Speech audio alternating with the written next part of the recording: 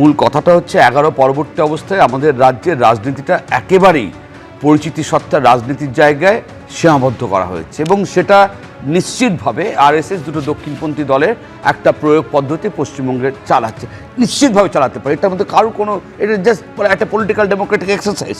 কিন্তু এর মধ্যে যেটা ক্ষতি হচ্ছে সেই ক্ষতির কথা কিন্তু যে কেউ রাজনীতি করতে আসলে এই রাজ্যে তিনি বলবেন, তিনি অবশ্যই বলবেন রেকর্ড বেকারির কথা। তিনি অবশ্যই 2011-র সাথে তার পরবর্তী অবস্থার সময়কাল আমার বক্তব্য না, ভারত সরকার, রাজ্য সরকার, আরবিআই পোর্টালে সব বের করলে প্রতিটি অর্থনীতির সূচকে এই রাজ্য কিভাবে কতটা পিছিয়ে পড়েছে আর কালিমা লিপ্ত হয়েছে। বারে বারে দুর্নীতি দুর্নীতি দুর্নীতি। একটা রাজ্য দুটো বিষয়কে কেন্দ্র করে গত 1.5 দশক রাজনীতি করছে। একটা হচ্ছে পরিচিতি সত্তার রাজনীতি আর আরেকটা হচ্ছে দুর্নীতিকে কেন্দ্র করে ইডি সিবিআইয়ের একটা খেলা রাজনীতি।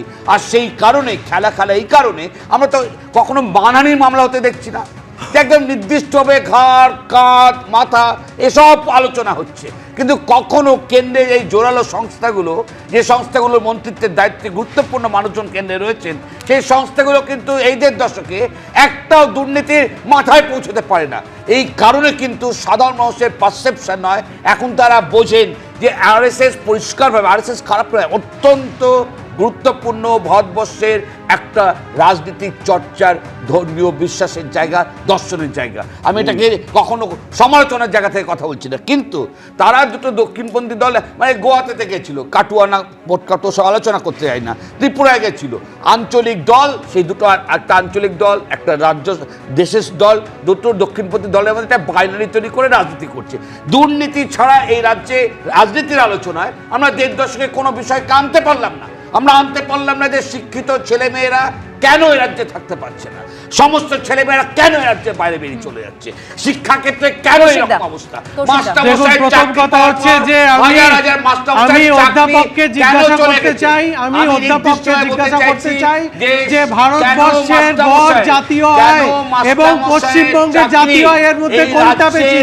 কেবল একটা প্রশ্নের উত্তর দিন, আপনি কেবল একটা প্রশ্নের উত্তর দিন।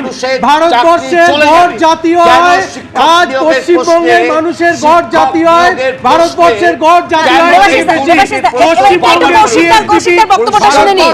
কোশ্চেনটা আপনি বারবার অঙ্কের হিসাব চাইছেন। আজকে কিন্তু আপনাকে দেখুন বলতে দিন, আপনি তো নিজেকে আর নিরপেক্ষ রাখছেন না, আপনি তো নিরপেক্ষ রাখছেন না।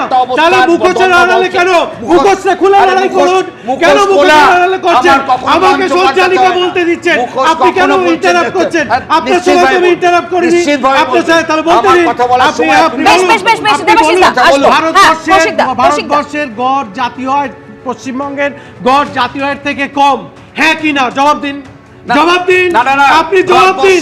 যেখানে আপনি হ্যাঁ জিএসডিপি, পশ্চিমবঙ্গের জিএসডিপি ভারতবর্ষের জিএসডিপি থেকে বেশি। विश्वास के साथ कह सकता हूं, ममता दीदी आपसे तो वो कम्युनिस्ट अच्छे थे, आपने तो पूरा बंटाधार कर दिया।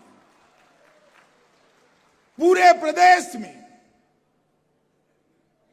गोरखाओं को बंगाली के साथ लड़ाया,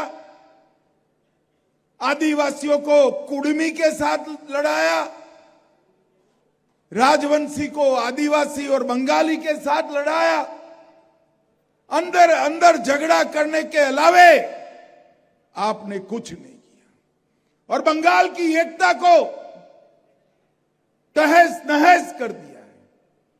मैं आज इस उत्तर बंग की भूमि पर कहकर जाता हूं कि ममता दीदी, आपका समय समाप्त हो गया है और अब नरेंद्र मोदी जी के नेतृत्व में विवेकानंद जी और रविंद्रनाथ ठाकुर जी की कल्पना का सोनार बांग्ला का निर्माण होने वाला है। एबीपी आनंद एगिए थाके एगिए राखे।